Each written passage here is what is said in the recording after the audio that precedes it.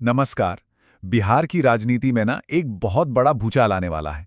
वजह, राज्य के सबसे लंबे समय तक मुख्यमंत्री रहे नेता नीतीश कुमार अब स्टेट पॉलिटिक्स को अलविदा कह रहे हैं। और इस पूरे सियासी खेल को समझने के लिए बिहार के नेता प्रतिपक्ष तेजस्वी यादव का ये एक बयान ही काफी है। इससे फौरन अंदाजा लग जाता है कि सत्ता का खेल कितना पेचीदा है। तो चलिए इसी को डिकोड करते हैं। तो देखिए, खबर यह है कि करीब 2 दशकों तक बिहार की कमान संभालने के बाद मुख्यमंत्री नीतीश कुमार अब राज्य की राजनीति छोड़कर दिल्ली जा रहे हैं, राज्यसभा। और ये सिर्फ एक नेता का बदलाव नहीं है, आप समझिए, ये बिहार की सियासत में एक जलजले जैसा है। 10 ये नंबर ही नीतीश कुमार के राजनीतिक कद को बताने के लिए काफी है। सोचिए, उन्होंने 10 बार बिहार के मुख्यमंत्री पद की शपथ ली है। मतलब वो राज्य के सबसे लंबे समय तक सेवा करने वाले सीएम हैं। दशकों से बिहार की पॉलिटिक्स की धुरी एक ही शख्स रहा है, नीतीश कुमार।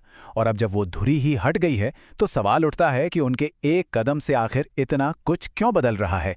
चलिए समझने की कोशिश करते हैं। अच्छा, उनके जाने का असर क्या होगा, ये समझने से पहले ये समझना जरूरी है कि आखिर नीतीश कुमार हैं कौन और उनकी विरासत कैसी है जिसने बिहार पर इतनी गहरी छाप छोड़ी है। देखिए, नीतीश कुमार की पहचान के 2 पहलू हैं और दोनों एक दूसरे से बिल्कुल अलग। एक तरफ लोग उन्हें विकास पुरुष कहते हैं, जिसने बिहार में लॉ एंड ऑर्डर सुधारा, सड़कें बनवाईं। वहीं दूसरी तरफ उनके विरोधी उन्हें पलटू राम भी कहते हैं, क्योंकि सत्ता में बने रहने के लिए उन्होंने कई बार गठबंधन बदले।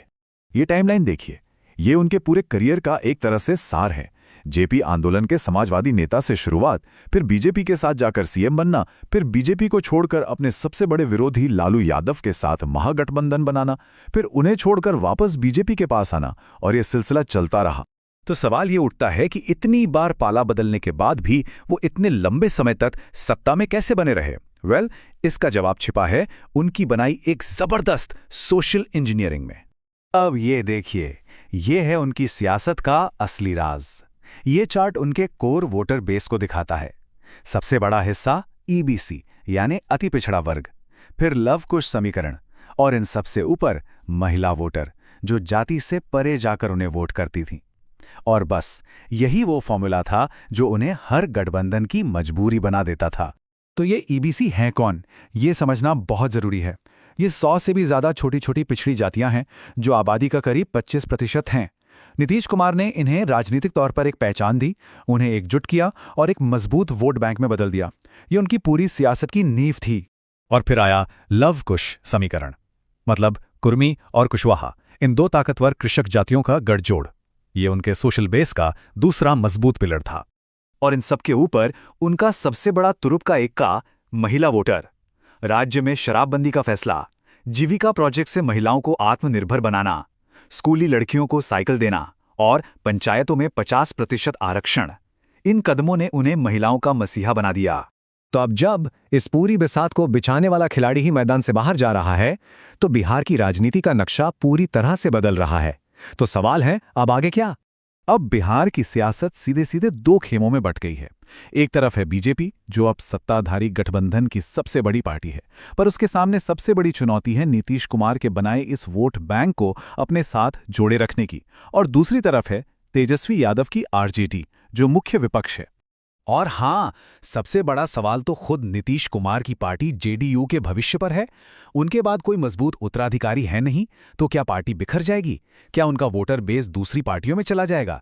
ये एक तरह से वजूद का संकट है। पर रुकिए, कहानी सिर्फ एक नेता के जाने की नहीं है, ये एक पूरी की पूरी राजनीतिक पीढ़ी के खत्म होने का संकेत है। चलिए देखते हैं कैसे।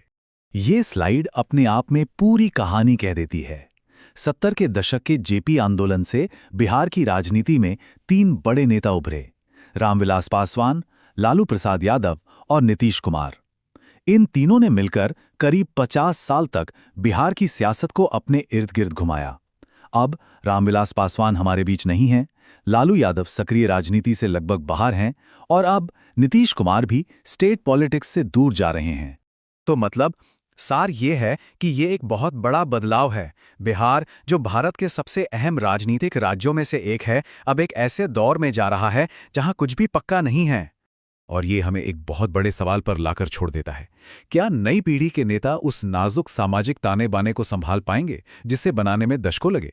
या फिर बिहार अब एक बिल्कुल नई, एक अलग तरह की राजनीति की तरफ बढ़ रहा है? इसका जवाब तो अब वक्त ही देगा।